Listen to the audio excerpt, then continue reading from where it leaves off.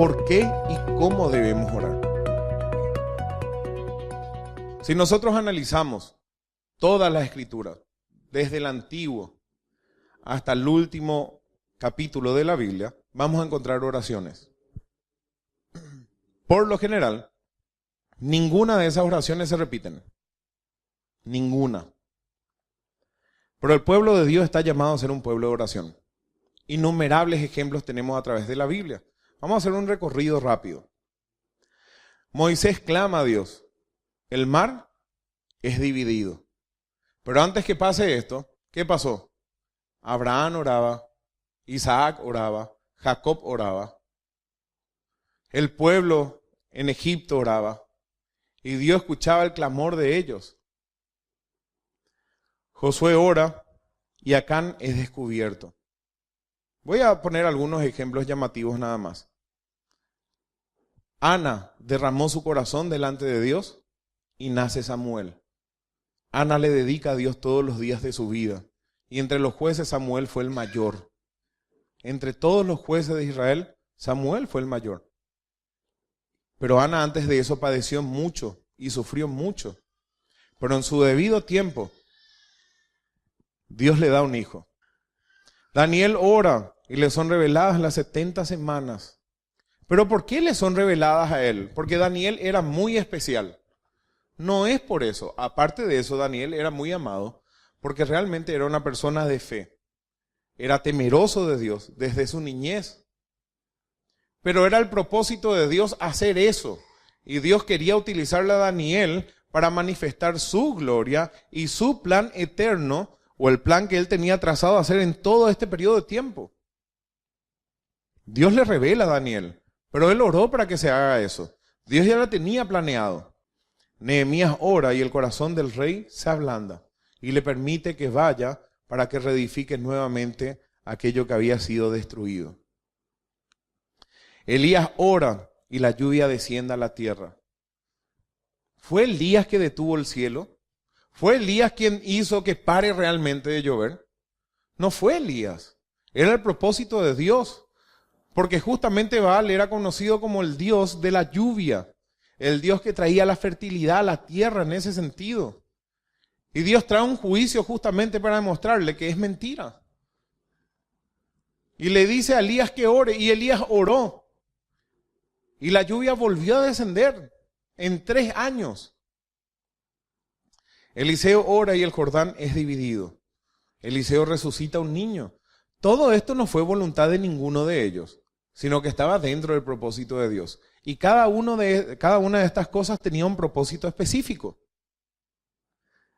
La iglesia ora ardientemente y Pedro es libertado por un ángel, ¿se acuerdan? Pablo y Silas oran y cantan. Las puertas de la prisión les son abiertas. Hay millares de ejemplos que manifiestan el éxito de la oración. Y nosotros no. Ellos sí, porque figuran en la Biblia, nosotros no. ¿Dónde sabes que Dios tiene preparado para nosotros? Y si no es para nosotros, para nuestros hijos. Nosotros no entendemos la obra de Dios ni del comienzo ni al final. Sabemos algunas cosas, pero realmente lo que Dios se propone en nosotros, nos vamos a entender a plenitud. Pero lo que tenemos que saber es, sí, que Dios está obrando en nuestras vidas. Dios está obrando en nuestras vidas. Miren lo que dice Santiago 5:17. Elías era un hombre sujeto a pasiones semejantes a las nuestras. ¿Cuáles son nuestras pasiones? ¿Cuáles son pasiones nuestras? ¿Habla en sentido positivo o negativo? Negativo. Estaba sujeta a las mismas condiciones. No era un mega hombre, no era un super hombre, no era Superman. Elías era un hombre común que tenía las mismas debilidades que nosotros. Y aún estaba deprimido. Y aún pensaba que solamente él había quedado de parte de Dios y que la obra de Dios se iba a terminar porque él no hacía. Solo yo he quedado, solo yo he quedado, solo yo he quedado. Y repite una y otra vez. Elías se olvidó que la obra depende de Dios y no de él. Y Dios le enseña algo. Elías, yo me he reservado gente que no doble rodilla a Baal, porque es mi obra, es mi propósito y se hace de a mi manera. Hay muchas veces que nos desesperamos nosotros porque nosotros no vemos la mano de Dios y por lo general no lo vamos a ver. Llegado su debido tiempo, Dios va a mostrar la realidad de tantas cosas.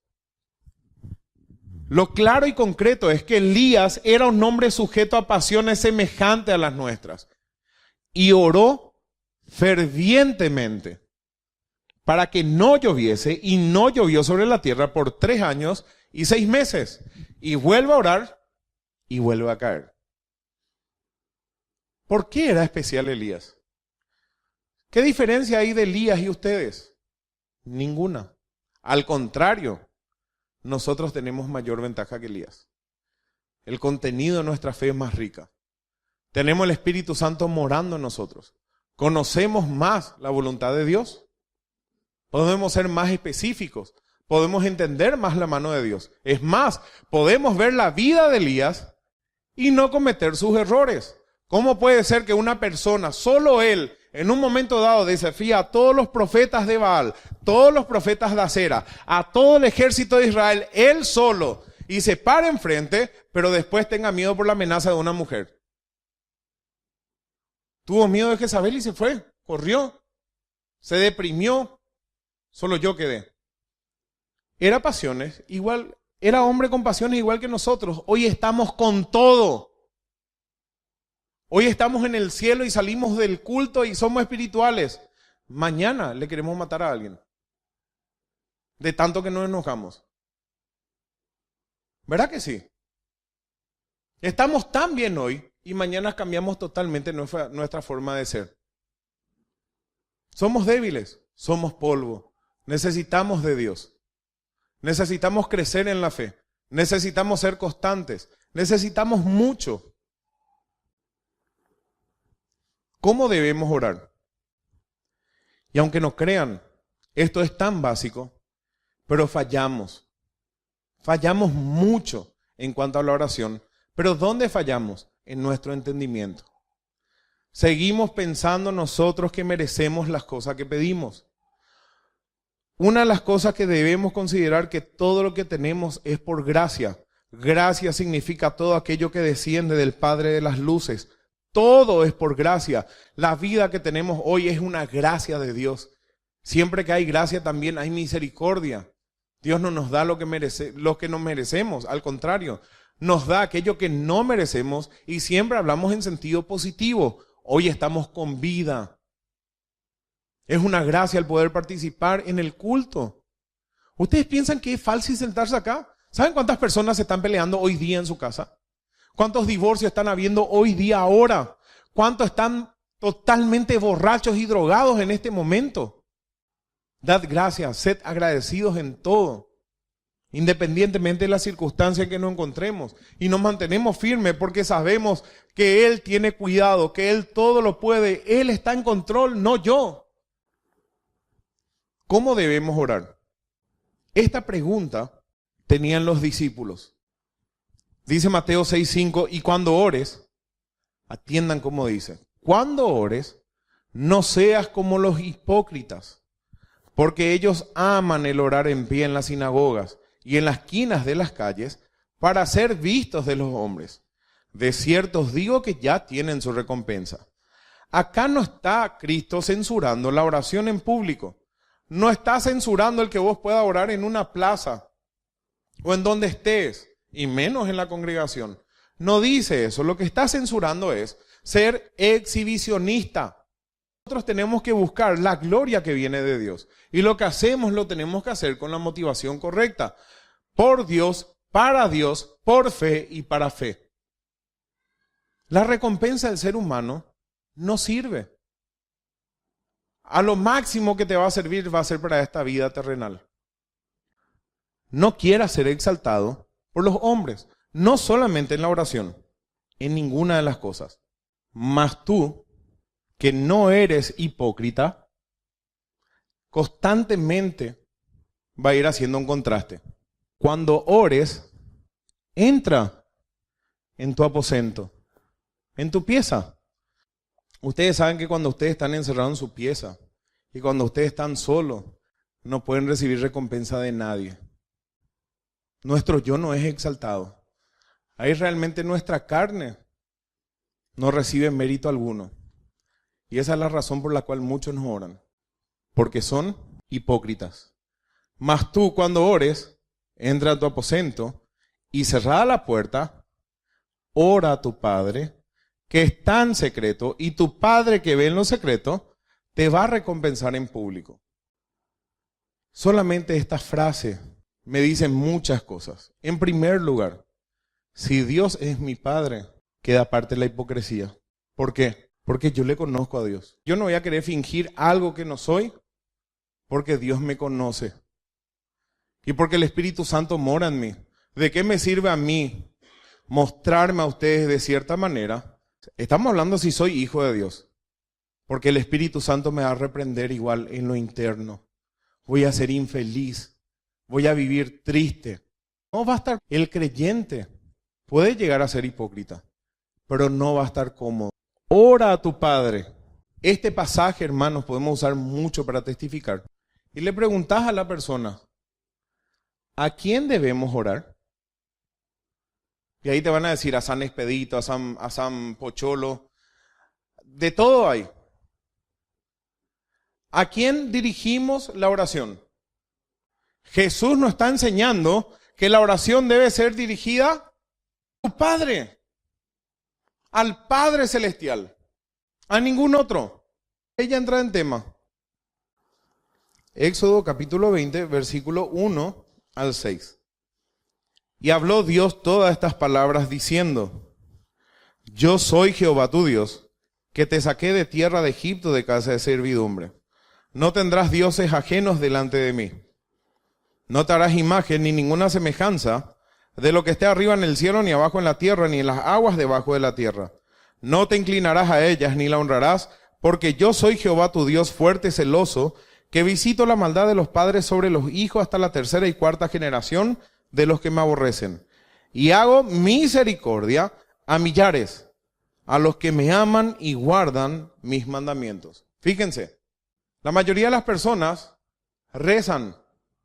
Estaba buscando la diferencia etimológica entre rezar y orar, y el diccionario de la Real Academia igualó ambas cosas. Pero nosotros tenemos nuestra propia definición, la bíblica. Es hablar con el Padre, no con ninguna otra persona. La Biblia prohíbe cualquier tipo de representación, cualquier tipo de imagen, no importa si es veneración o como le quieran llamar. Nosotros tenemos que orar dirigidos al Padre. ¿Nuestro Padre dónde está? En los cielos. Y ahí le preguntás a la persona, ¿es Dios Padre de todos? ¿Sos hijo o hija de Dios? Porque si no sos hija o hijo de Dios, no tenés nada que hacer. Repetí si querés tu rezo, tu mantra o lo que quieras hacer. Dios no te va a escuchar. Y acá le explican, hermanos, cómo uno llega a ser hijo de Dios. Mas a todos los que le recibieron, a los que creen en su nombre, les dio potestad de ser hechos hijos de Dios, los cuales no son engendrados de carne, de sangre ni de voluntad de varón, sino de Dios. Es necesario nacer de nuevo. Creed el Evangelio, arrepentíos y creed en el Evangelio. Habiendo oído la palabra de verdad, el Evangelio de vuestra salvación, habiendo creído en él, recibiste el Espíritu Santo. Uno llega a ser hijo de Dios por la fe en Cristo, cuando confiesa sus pecados, cuando entiende que Cristo es Dios, que vino, vivió una vida perfecta, murió en su lugar, resucitó para justificarnos de nuestros pecados, porque molido fue por mí. Y el castigo de mi paz fue sobre él. Y todos aquellos que nos acercamos por fe a Dios por medio de Cristo, llegamos a ser hijos de Dios. No pasamos ni de un versículo. Lindo pasaje para testificar. Ora a tu Padre que está en secreto. Y agrega, y cuando ores, no uses vanas repeticiones, como los gentiles que piensan que por su palabrería serán oídos. ¿Les parece familiar esto? Si vamos a ciertas religiones, tienen un montón de rezos. y repiten una y otra vez la misma cosa. Acá no está diciendo que nuestra oración tiene que ser de medio segundo, ni tampoco tiene un límite. Cristo pasaba toda la noche orando. ¿Será que Cristo repetía todo lo que le decía el Padre? Busquen en la Biblia las oraciones largas, a ver si son repetidas. La palabra aquí, para vanas repeticiones, es vatologeo. Vatos, que es tartamudo, y el otro significa tartamudear. Por implicación, charlar tediosamente. Y se traduce como vana repetición. Y orando, no seas pesado. Se puede traducir así, en término vulgar. Charlar tediosamente. Vanas repeticiones. Y nuevamente dice, no uses vanas repeticiones como los que no conocen a Dios, que piensan que por repetir una y otra vez, eso va a resultar en beneficio, que Dios va a responder por eso. No os hagáis pues semejantes a ellos, porque vuestro Padre sabe de qué cosa tenéis necesidad antes que vosotros pidáis. Fíjense, no sean como los hipócritas, no sean como los gentiles que usan vanas repeticiones, no se hagan semejantes a ellos, porque vuestro Padre, como dijimos, Dios no necesita ser informado de nuestras necesidades, ni movido por nuestra incesante oración. Somos nosotros quienes necesitamos derramar nuestra alma delante de Él. Ahora bien, Dios es soberano y siempre responde a nuestras oraciones en su tiempo y conforme a su propósito. Y le voy a dar un ejemplo tan sencillo. Va a venir Elías y se va a golpear la cabeza sin querer. Por la mesa o por algo. Y vos le viste, ¿verdad?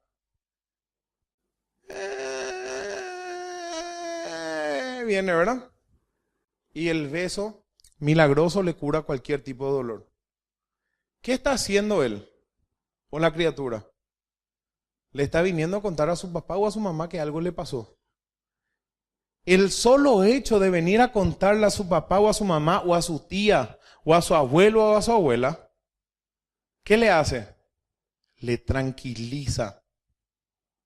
Entonces viene la criatura junto a aquella persona que quiere, que confía, pues no sé, ahí junto a alguien que no confía, y pide el beso milagroso. El besito que le sana. Nuestras esposas son así. Muchas veces vienen y nos dicen muchas cosas y ¿qué quieren? El besito milagroso. Tenemos que saber eso. En Santiago dice, cuando uno tiene falta de sabiduría, pídala a Dios, el cual da abundantemente y sin reproche. No te va a reclamar de que ores. No te va a despreciar porque haces eso. Él es paciente.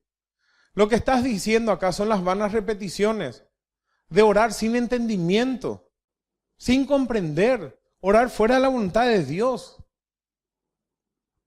Pero espero que ese ejemplo de la criatura valga. Viene la criatura y se tranquiliza. Nosotros, en alguna semejanza, necesitamos lo mismo. ¿Qué es la oración? Lucas 11:1. Aconteció que estaba Jesús orando en un lugar. Jesús siempre buscaba un lugar tranquilo para orar. Y hay muchas veces que tenía que orar de madrugada porque la gente no le dejaba. ¿No habrá sido por eso? El mejor momento buscaba la noche, cuando todos estaban durmiendo. Ahí se aseguraba que nadie venga. Bien oscurito estaba y se iba a su lugar de oración y oraba ahí. Nadie le interrumpía. Necesitamos ese momento de quietud. Lo que sí, aconteció que Jesús estaba orando en un lugar. Y cuando terminó, uno de sus discípulos le dijo, Señor, enséñanos a orar, como también Juan enseñó a sus discípulos. Por lo visto que cada rabí, cada maestro, le enseñaba a sus discípulos cómo orar. ¿Y de dónde quitaban los ejemplos? Del Antiguo Testamento. Y nosotros, Lucas 11:2, les dijo, cuando oréis, decid, Padre nuestro que estás en los cielos, santificado sea tu nombre, venga tu reino, hágase tu voluntad como en el cielo, así también en la tierra. El pan nuestro de cada día, dánoslo hoy. Y perdónanos nuestros pecados, porque también nosotros perdonamos a todos los que nos deben. Y no nos metas en tentación, mas líbranos del mal. Porque tuyo es el reino, el poder y la gloria por todos los siglos. Amén. Y entendemos nosotros que este es un modelo de oración. Y podemos dividir de esta manera. En primer lugar, habla de la gloria de Dios. Padre nuestro, que no estás aquí en la tierra, que tu trono está separado de todo tipo de pecado, que tenés un trono celestial perfecto, en santidad pura. ¿Se entiende? Santificado sea tu nombre. Vamos a estar viendo el significado de cada uno de ellos. Y la parte final, ¿por qué podemos dirigirnos a Dios y por qué tenemos que orarle a Dios? Porque de Dios son todas las cosas y Él tiene todo el poder y toda la gloria por siempre y para siempre y es inmutable. Es el único que realmente puede hacer lo que pedimos. A Él tenemos que acudir. Él es el único que tiene el poder. Él es el único que es sabio, el que nos va a guiar y nos va a dar conforme a su voluntad. Un modelo para la oración. Yo iba a empezar por otro lado, pero no hay forma, hay que empezar únicamente por acá. Y seguimos. Y ahora vamos a estar desglosando todas las cosas que venimos viendo. Orando no uséis vanas repeticiones como los gentiles, que piensan que por su palabrería serán oídos. Fíjense lo paradójico de este tema.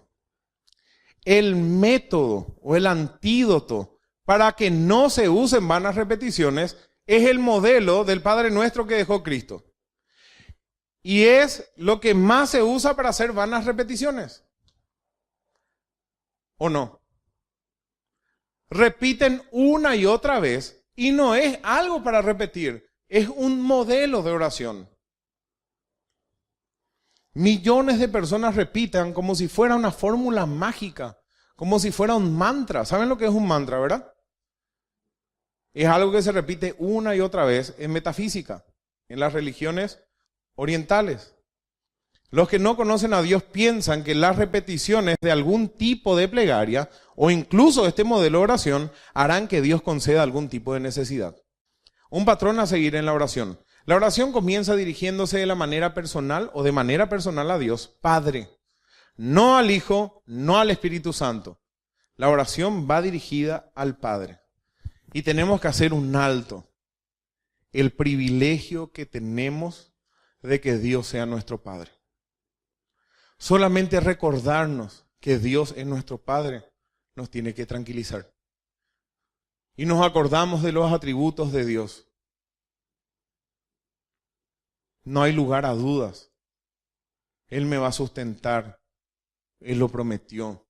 Él tiene el poder. Él me cuida, Él me guarda. En manos de Él está el corazón del Rey. En manos de Él están todas las personas. Todas las almas son suyas. Para Él no hay nada imposible. Él lo maneja todo y su soberanía gobierna sobre todas las cosas. Y Él me dice que Él tiene cuidado. Cuando yo digo Padre, tengo que pensar en Él realmente como mi Padre, como lo que es Él. No como nuestros padres terrenales.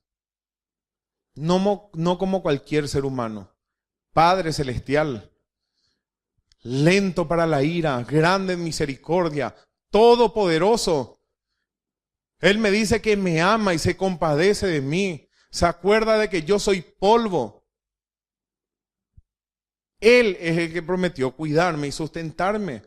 Padre, solamente al decir Padre celestial, si estoy orando con entendimiento, me va a tranquilizar. Gálatas 4:6. Gálatas 4:6, Romanos 8:15 y Primera de Pedro 1:17. Gálatas 4:6 dice lo siguiente: Y por cuanto sois hijos, Dios envió a vuestros corazones el espíritu de su Hijo, el cual clama, Abba Padre. El cual clama, Abba Padre. Hoy tenemos esa relación familiar con Dios. Somos parte de su familia. Y eso implica todo. Y podemos decirle, papito querido. Romanos 8:15. Pues no habéis recibido el espíritu de esclavitud para estar otra vez en temor, sino que habéis recibido el espíritu de adopción por el cual clamamos, Abba Padre. El espíritu de adopción. Fuimos adoptados por hijos suyos. Somos hijos de Dios. Y 1 Pedro 1:17 dice, atiendan esto. Y el 16 ya vamos a leer. Porque escrito está, sed santos porque yo soy santo. Y si invocáis por Padre a aquel que sin acepción de personas juzga según la obra de cada uno, conducidos en temor todo el tiempo de vuestra peregrinación. Cuando nosotros decimos, Padre nuestro que estás en los cielos, eso a mí me lleva a vivir una vida de santidad. Yo tengo que vivir en el temor de Dios. Si Dios es mi Padre, yo voy a buscar honrarle a mi Padre. ¿O no? Si en una casa se está habituado al griterío, a la borrachera, a los desórdenes y demás cosas, los hijos van a hacer nomás y no va a haber problema, no se van a sentir incómodos. Pero si en una casa está prohibido hacer lo malo, o hay ciertas reglas, si se rompen las reglas, los hijos no van a estar cómodos, ¿verdad? Van a romper y van a mirar. Y ya van a saber que está mal algo. Nuestro Padre es santo. Cuando le digamos Padre, tenemos que acordarnos que tenemos que vivir en santidad. Los judíos no se dirigían a Dios como Padre. Y Jesús, además de llamarle constantemente Padre, nos invita a que hagamos lo mismo. ¡Qué privilegio! Un privilegio que no se puede adquirir con voluntad humana, con esfuerzo humano. Es algo dado por Dios. Él nos adoptó por hijos. La primera palabra ya nos dice que al orar nos dirigimos a alguien que está dispuesto a ayudarnos. A nuestro Padre. Sí, es nuestro Padre. Quiere decir que nosotros le conocemos. Si Dios es nuestro Padre, nosotros le conocemos. Y vamos a orar conforme a su voluntad. Mateo capítulo 7, versículo 7. Dice así la palabra de Dios. Pedid y se os dará. Buscad y hallaréis. Llamad y se os abrirá. Porque todo aquel que pide, recibe. ¿Cuándo recibe? Cuando Él quiere. Cuando a nosotros nos conviene. En el momento perfecto y preciso. Ni antes ni después. Porque todo aquel que pide, recibe. ¿Por qué no pedimos? El que busca, halla. Pero tenemos que buscar. Al que llama se le abrirá. ¿Qué hombre hay de vosotros que si su hijo le pide pan le dará una piedra? O si le pide un pescado le va a dar una serpiente? Pues, si vosotros, siendo malos, sabéis dar buenas dádivas a vuestros hijos, ¿cuánto más vuestro Padre que está en los cielos dará buenas cosas a los que le pidan? Vuestro Padre que está en los cielos. Salmos 9:10 dice la palabra de Dios. En ti confiarán los que conocen tu nombre. En ti confiarán los que conocen tu nombre. Por cuanto tú, oh Jehová, no desamparaste a quienes, a los que te buscaron.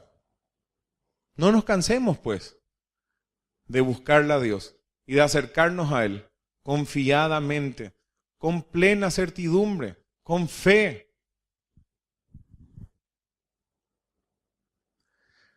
Lo siguiente que remarca Jesús es, santificado sea tu nombre. Luego dice, venga tu reino, hágase tu voluntad.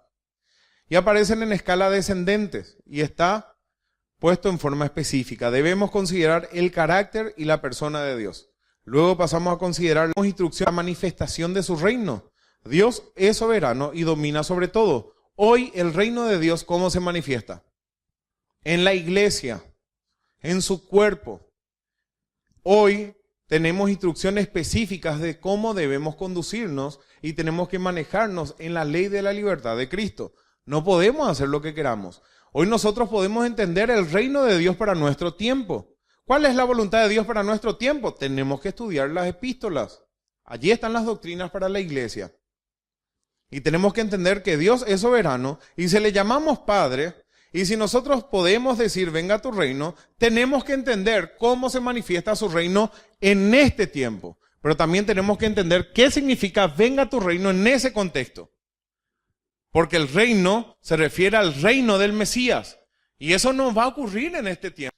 Y de su reino a la plena obediencia de sus súbditos, a la plena ejecución de su voluntad. Tenemos que santificar. ¿Qué significa santificar? Hacer especial el nombre del Padre. Honrar el nombre del Padre. ¿Hay mandamiento de eso, sí o no? Hombre, ¿cómo dice? ¿No tomarás? ¿Eso qué significa? Tenés que santificar su nombre. Darle la honra de vida a su nombre. Tenemos que considerar el carácter de Dios y su persona. La primera petición es que en el nombre de Dios, que el nombre de Dios sea sagrado. Dios es santo, justo, bueno, misericordioso, todopoderoso, omnisciente, omnipresente, etc. Ese es nuestro Padre Celestial. Debemos comenzar nuestras oraciones haciendo reverencia ante nuestro Dios, reconociéndolo como nuestro amoroso Padre Celestial. Hay muchos que se refieren a Dios como el de barba, como el de arriba. ¿Escucharon ya esa frase?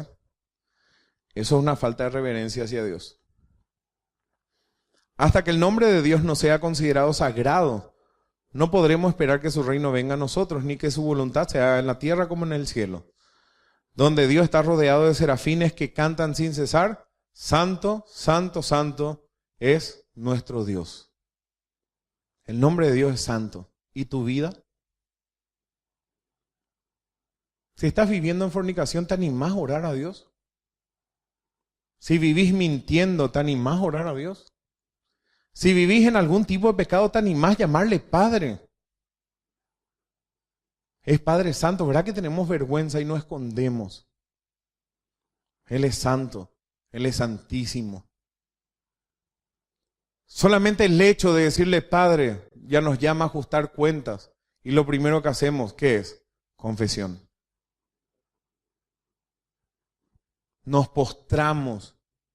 No somos dignos de levantar nuestras cabezas delante de Dios. Padre, vengo confiado en tus ricas misericordias, no en mis propias obras, no en lo que yo soy, porque yo sé que yo no te agrado como te tengo que agradar. Y vengo confiado en la obra de Cristo, porque soy limpio gracias a lo que Cristo hizo por mí. Soy acepto gracias a lo que Cristo es. Vengo humildemente, no vengo así. Padre, ¿sabes que necesito tal cosa? Por favor, para mañana necesito un aire en la iglesia. Hace que los miembros, por favor, ofrenden y no sean avaros. Necesito esto también. Y también necesito tal cosa. No te olvides que no le voy a pedir así a Dios. ¿O sí? Hay algunos que le hablan así a su papá.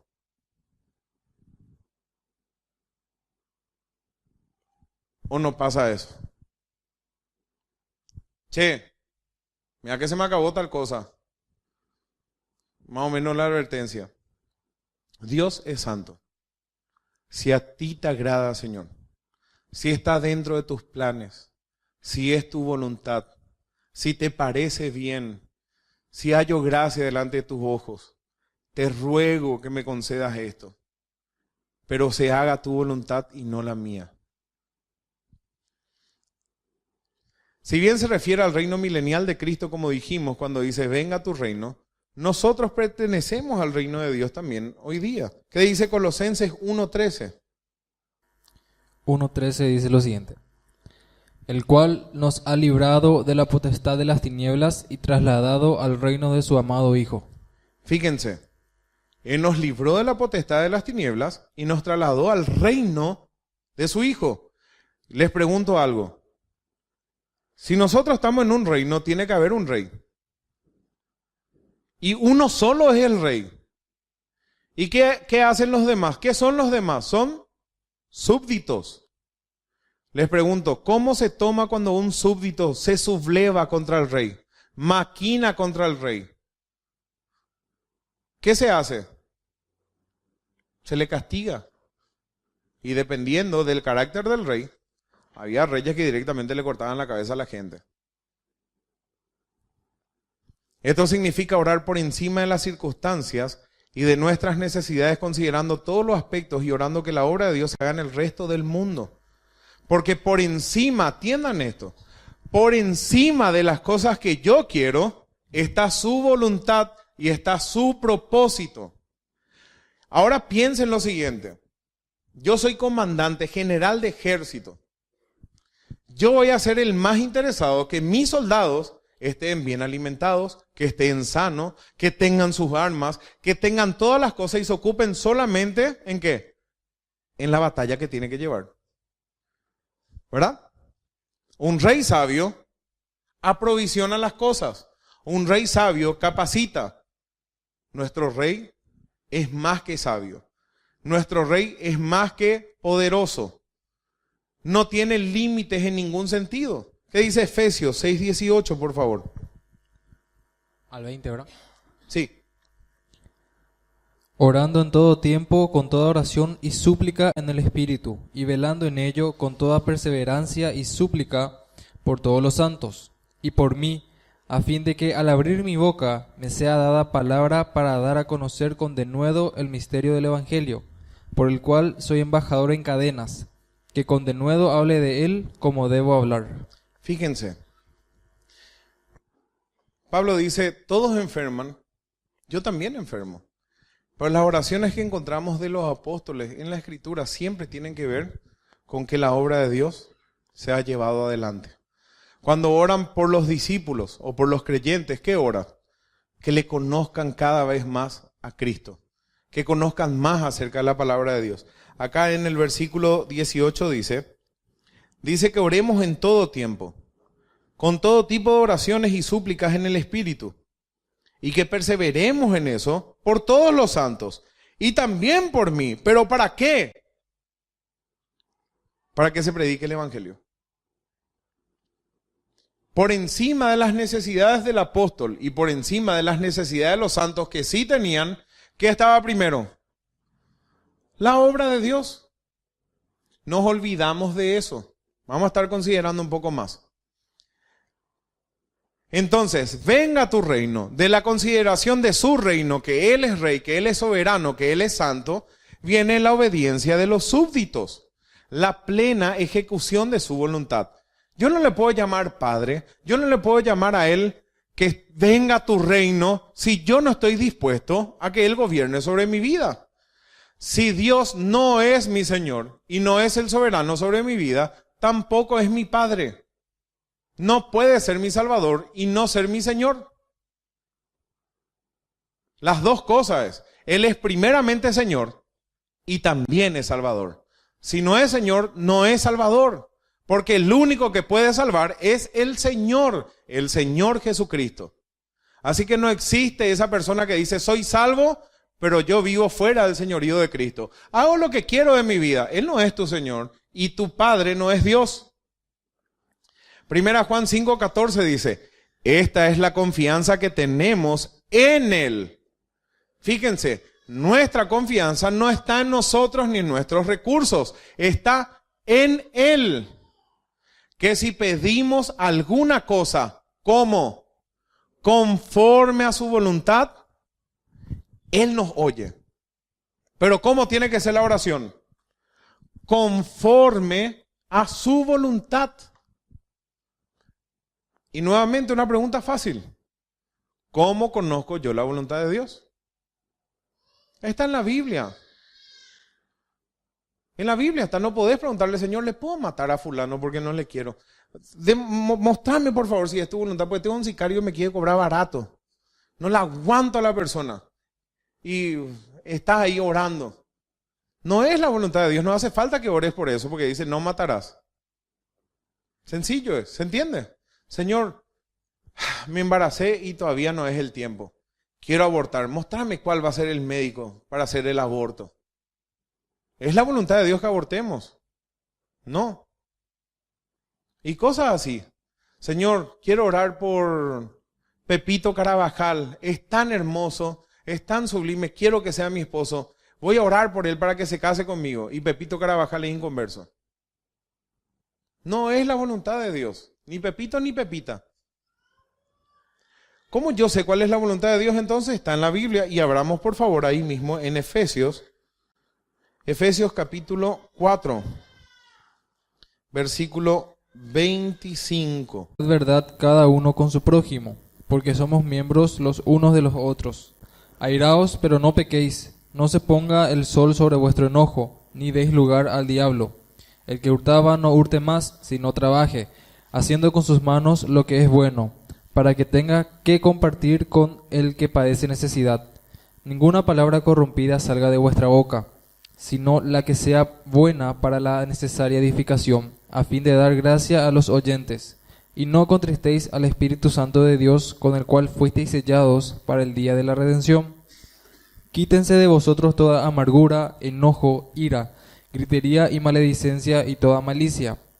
Antes, sed benignos los unos con otros, misericordiosos, perdonándoos unos a otros, como Dios también os perdonó a vosotros en Cristo. Ahí está un ejemplo por cosas que tenemos que orar y es la voluntad de Dios. Y le voy a dar un ejemplo en primera y en tercera persona. En tercera persona, si voy a orar por alguien que yo me doy cuenta que estas características no están en la persona. Atiendan, por ejemplo, del versículo 25 vamos a irnos. Y miren en su Biblia. Señor, soy un mentiroso. Ayúdame a hablar la verdad. Ayúdame a erradica de mí esa mala costumbre de ser mentiroso. Ayúdame a hablar la verdad. Suelo mentirle a todo el mundo. Perdóname, Señor, porque soy mentiroso. Y yo sé que Satanás es padre de mentira. Ayúdame a no mentir más, es mi debilidad. Oh, Señor, te pido por fulano o por fulano porque son mentirosos. Me doy cuenta que mienten. Ayúdale en esa debilidad. Fortalecerle con tu espíritu. Mostrarle ese camino para que pueda vencer esa tentación de mentir. Señor, el versículo 26. Ayúdame con mi ira. Peco de más. Soy iracundo. Acciono mal con mi esposa, con mi hijo, con mi esposo, con mi vecino, con el perro, con el gato, cuando manejo, cuando me acuesto, cuando me levanto. Soy una persona de ira. Tu palabra dice que soy necio. Ayúdame, Señor. Ayúdame a perdonar, que no sea rencoroso. Me cuesta perdonarle a las personas. Soy alguien que da lugar al diablo. Porque me enojo fácil, me manejo y me conduzco emocionalmente. Es una debilidad en mí. Ayúdame, Padre, a vencer esa debilidad. Reconozco mi pecado. Eso es confesar. Y en tercera persona, Señor, ayudarle a la otra persona que no se maneje por emoción, sino que se maneje por principio de la palabra de Dios. La palabra de Dios dice que no tiene que sentir querer perdonarle. La palabra de Dios dice que tiene que perdonar. Ayudarle a entender que perdone y se termina el tema. Que no implica eso olvido. Lo que implica es recordarte que ya le perdonaste. Recordar que es la debilidad de esa persona y pasar por alto el agravio. Es la honra de todo ser humano. El sabio lo puede hacer. El necio no. Y queremos ser sabios. Y créanme que yo oro para que Dios me ayude a mí a no ser iracundo. Dice, y Dios trabaja en nuestras vidas. ¿Y cómo Dios me ayuda? Y parece a propósito las motos que se meten, y los autos que cruzan, y los que se quedan, y los que te hacen malos gestos por el camino, y los que te tocan bocinas sin tener en cuenta nada, y aquellos que se van tranquilos como si fuera que nadie existe en el mundo. A mí me afecta. Quizá a ustedes no le afectan. Pero es una área que yo lucho con eso. Y Dios sabe eso. ¿Y yo por qué voy a tener que esconder? Señor, ayúdame en eso. Y Dios te ayuda. Dios te ayuda. Y vas a meter la pata quizás 15 veces. Pero la número 16 vas a estar bien. No dejes de luchar en la fuerza del Espíritu. Clamar a Dios. Versículo 27. No deis lugar al diablo, Señor. Le doy lugar al diablo con el internet, con lo que veo en la tele, con las músicas que escucho, con mi desobediencia, con mi rebeldía, con las cosas que hago. Les doy lugar al diablo. Por los lugares donde frecuento, con la gente con quien me junto, en el lugar donde trabajo, le estoy dando lugar al diablo. Disculpame, perdoname, ayúdame, librame, ayúdame a decidir. No sé decirle que no a la gente. Vamos a hacer otra cosa. Bueno, y no querés hacer y te va igual porque no sabes decir que no, pues te insisten 2 veces y ya te vas. Versículo 28. Señor, soy ladrón. Me gusta robar. En todo sentido, hurto. Ayúdame a no hurtar más. O ayúdale a fulano que no hurte. Señor, enséñame a trabajar. Dice, haciendo con sus manos lo que es bueno, para que sepa compartir. No solamente, Señor, enséñame a trabajar, sino que mi trabajo sea excelente como para ti. Enséñame a ser un buen obrero. Enséñame a depender de ti y no depender de otras personas. Especialmente si soy cabeza de familia, tengo que ser independiente. Papá y mamá están allá lejos, ya se terminó eso. Si me pueden ayudar, excelente, pero yo tengo que depender de Dios. Señor, ayúdame, por favor. Ayúdame, enséñame a trabajar.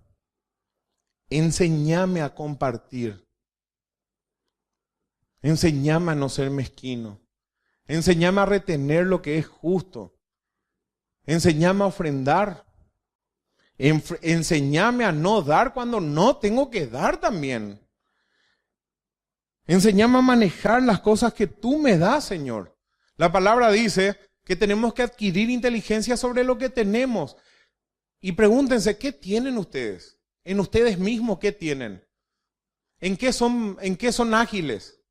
¿Qué saben hacer? No lo que les gusta, sino qué saben hacer. ¿Qué provecho pueden quitar? ¿Se entiende? Si sabes cocinar, por ejemplo, yo no digo que se pueda comprar comida afuera, no hay problema en comer afuera algunas veces. Pero si sabes cocinar, hace con tus manos tu comida y economiza en esa parte.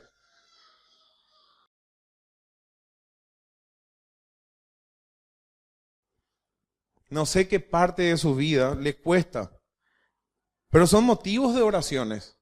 ¿Y qué van a hacer? ¿Van a repeticiones? No. Tienen que decirle a Dios específicamente, Señor, soy un mentiroso. Señor, soy un haragán. Señor, soy un despilfarrador o una despilfarradora. Señor, esto, Señor, lo otro. ¿Dios conoce, sí o no, esa condición? Claro que conoce. Pero estamos hablando con Él. Si yo dejo hablar con ustedes, no le voy a querer más hablar después. ¿Se entiende? Versículo 29. Señor, soy grosero. Padre, soy grosero. Soy malintencionado, soy mal hablado. Mis palabras son sin gracia. Le ofendo a las personas. No me interesa la edificación de los demás. ¿Qué me importa lo que piensan los demás de mí? No me importa si estoy con cara de perro, Señor. Y tu palabra dice que no tengo que ser así. Pero causa gracia, pero es verdad. Dios, vos sabés que yo no tolero la gente que se hacen los ñembotados, se suele decir. Los hipócritas. Y yo no puedo con mi genio mostrarle cara de que no la aguanto. Pero también soy chismoso. Aparte de decir grosería. Guardame por favor en esa área. Porque todo esto en el versículo 30 contrista a tu espíritu y por eso soy infeliz. Por eso vivo triste. Por eso no tengo contentamiento. Porque le apago al espíritu. Porque afrento al espíritu de gracia que mora en mi vida. Por eso no quiero orar y dirigirme al Padre Santo. Porque yo mismo le contristo al Espíritu Santo. Soy amargado. Vivo enojado, vivo con ira, vivo en gritería y vivo hablando mal de los demás. Vivo en malicia. Ayúdame, Señor, a ser benigno, a ser misericordioso, a no pagar mal con mal, a pasar la miseria del otro por mi corazón, así como vos haces, así como pasaste mi miseria por tu corazón y tuviste compasión de mí, siendo yo un pecador, tuviste misericordia. Ayúdame a ser a mí misericordioso con los demás. Las demás personas necesitan de mi comprensión, las demás personas necesitan de mi compasión, las demás personas también necesitan misericordia para que lleguemos a ser benignos unos con otros. Porque tenemos que acordarnos que vos y yo somos imperfectos. ¿Cómo nosotros le vamos a pedir misericordia a Dios si nosotros somos malos? ¿Se acuerdan la parábola del mayordomo infiel, el malo?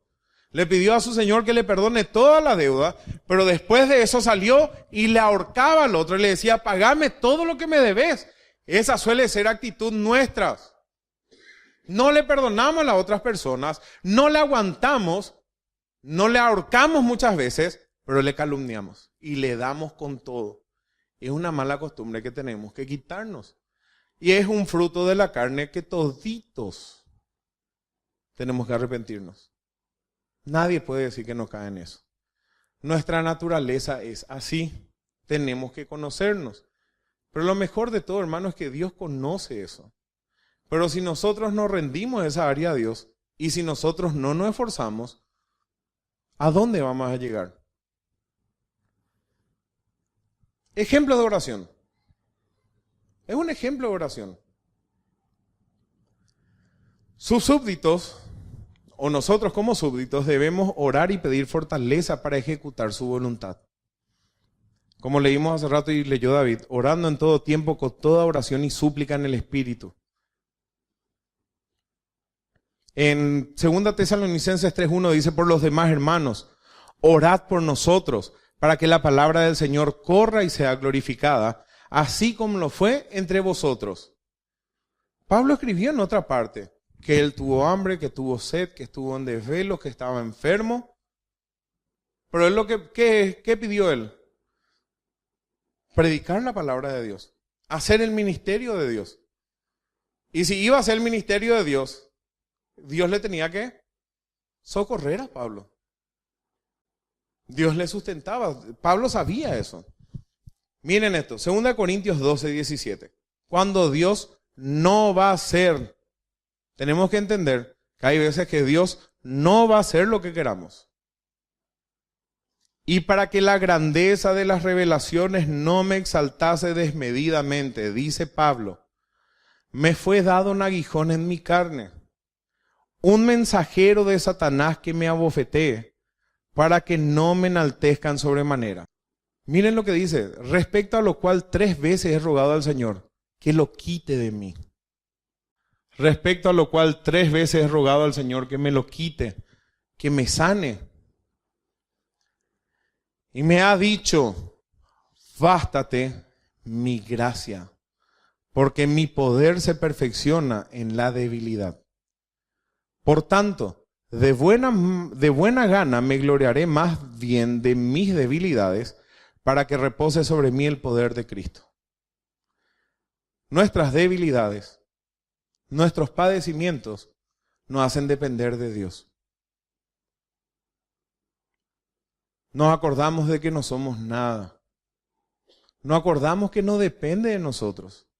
Hay muchas veces que pensamos que el mundo se va a terminar si nosotros no podemos hacer algo.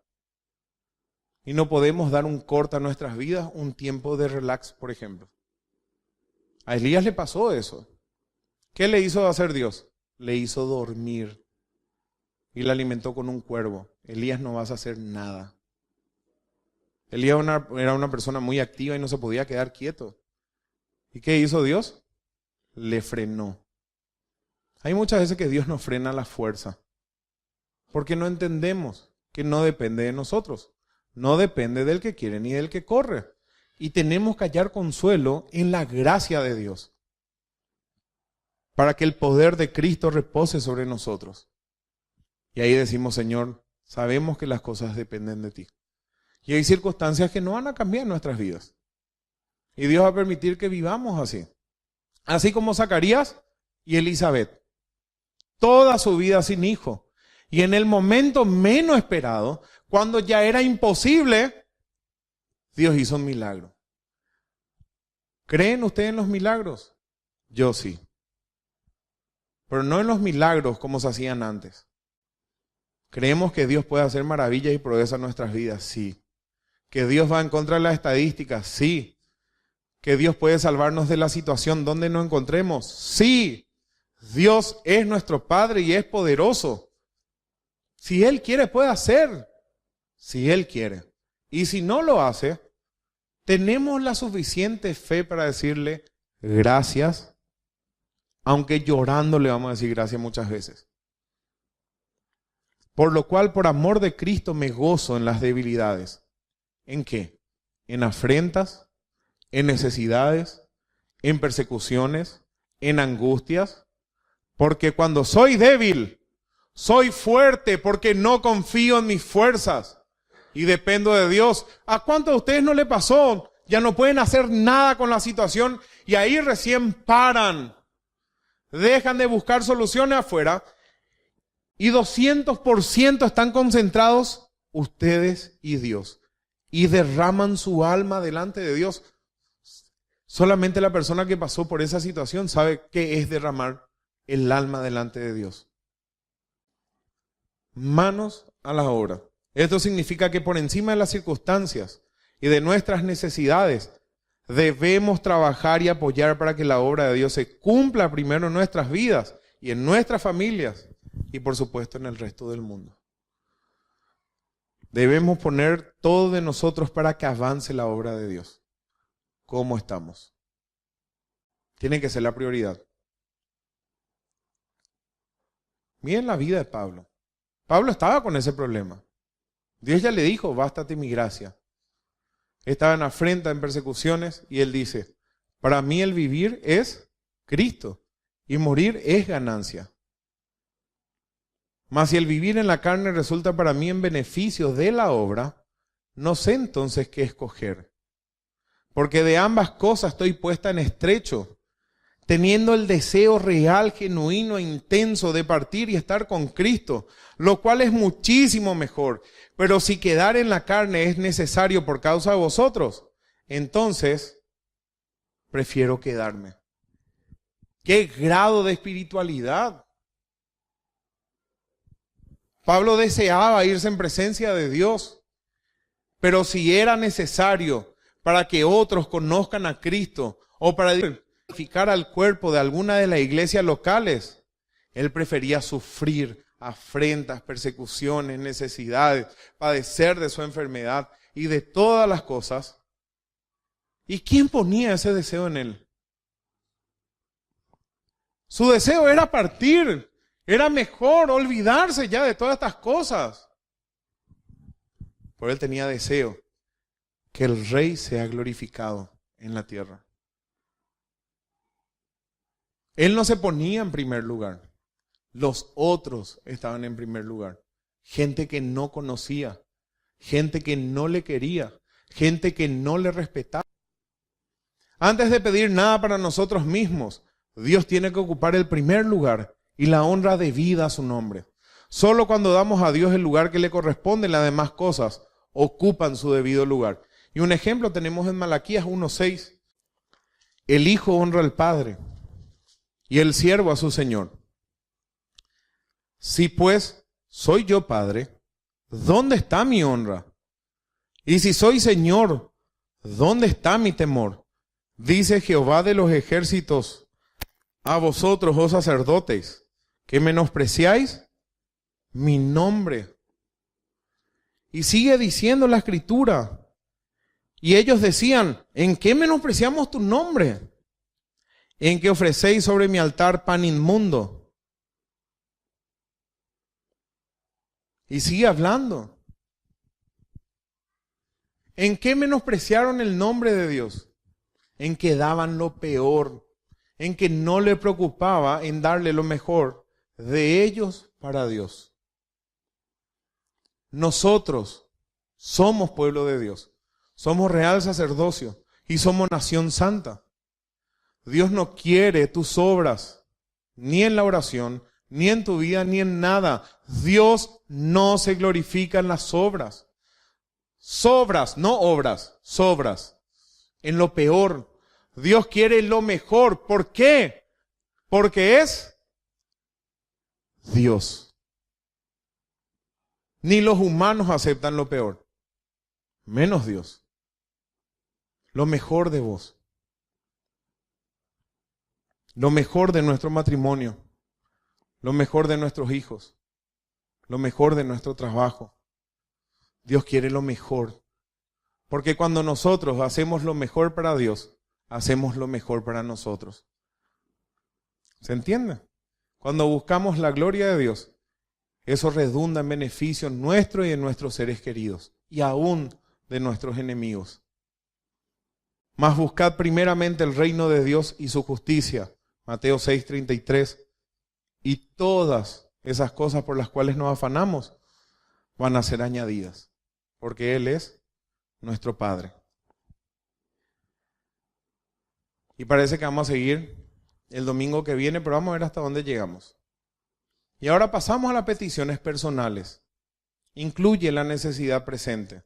Nos dice que pidamos nuestro pan cotidiano, es decir, el alimento para hoy. Nosotros tenemos que aprender a vivir el día a día. Si bien tenemos que planificar y tenemos que buscar lo mejor para nosotros y nuestra familia, para nuestro entorno, y yo suelo decir, si podés mejorar tu trabajo, mejorá. Y si podés conseguir un trabajo donde tengas seguro social, conseguí. Pero que te permita congregarte, que te permita atenderle a tu familia, que te permita tener tu devocional, que te permita tener en orden las cosas. Y si sos dueño de empresa, hace que tu empresa ande como relojito, porque todas las cosas tienen que tener su tiempo. Porque si no empezamos a ordenar las cosas hoy, nunca van a estar en orden. Trabajemos hoy y vamos a gozar de ese beneficio. ¿Pero para qué hacemos? Para hacer asado todos los días. Entonces ya estoy libre, ya anda todo como reloj y voy a hacer asado todos los días. No, para poder servirle al Señor tranquilo y para darle a cada cosa su tiempo.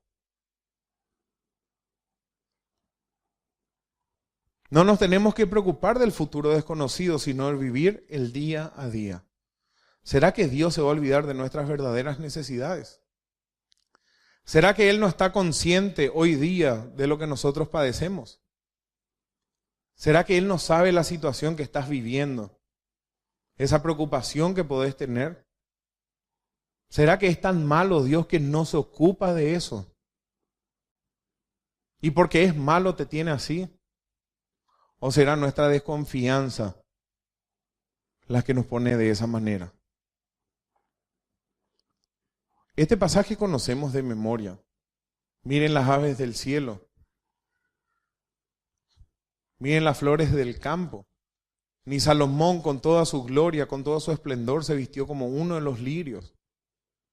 Y ustedes, por más que se afanen, no van a poder cambiar las cosas. Y Dios tiene cuidado de esas cosas que en comparación a nosotros no tienen valor. La hierba hoy sale, mañana se seca. Pero nosotros somos hijos de Dios. Y como Dios es eterno, sus hijos también son eternos. No va a tener mayor cuidado de nosotros. Cuando estemos tristes y angustiados, y cuando vamos a empezar a orar, cuando digamos Padre, ya tiene que disipar todas tinieblas. Mi Padre. No tengas vergüenza de derramar tu corazón delante de Él. Llorá si es posible. ¿Cuál es el problema?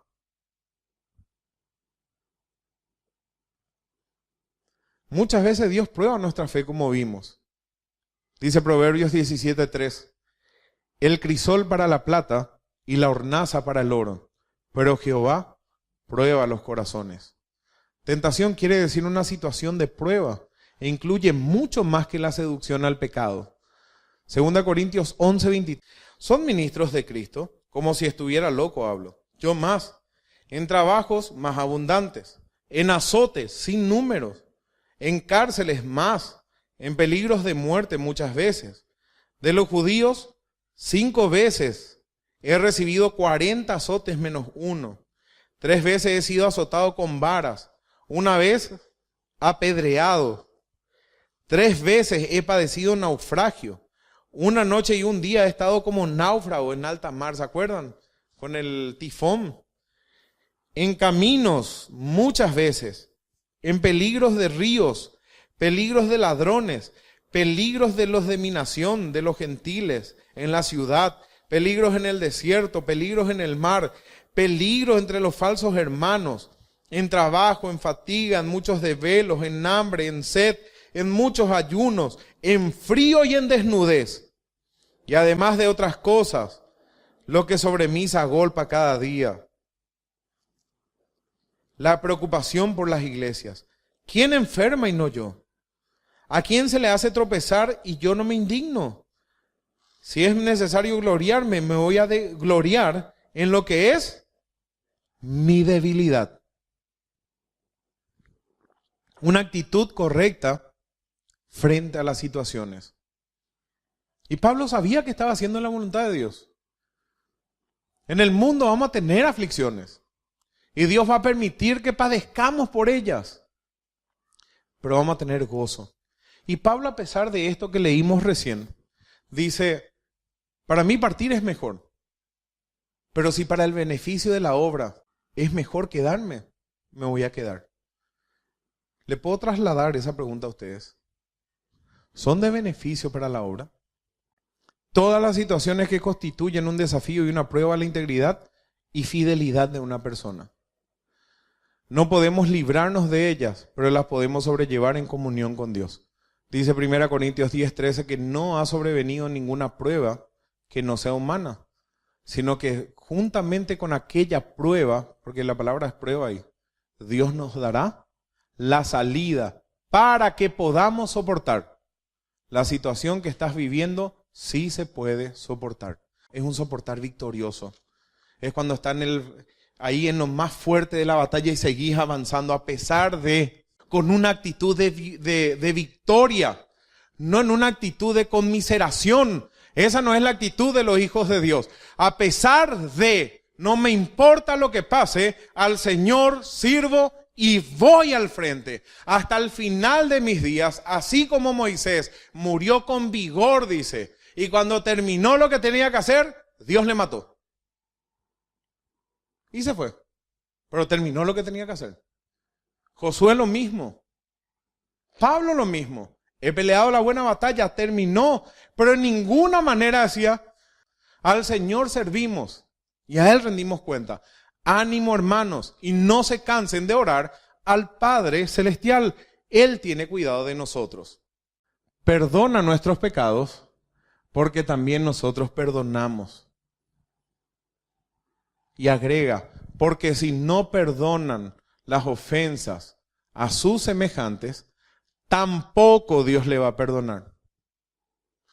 Se entiende que el Padre nuestro, como nosotros conocemos, es un modelo de oración. No es para repetir. Y si tenemos en cuenta todo lo que vimos hoy, ¿dónde entran ciertas cosas que hacen la gente? ¿Verdad que dejan de tener sentido muchas cosas?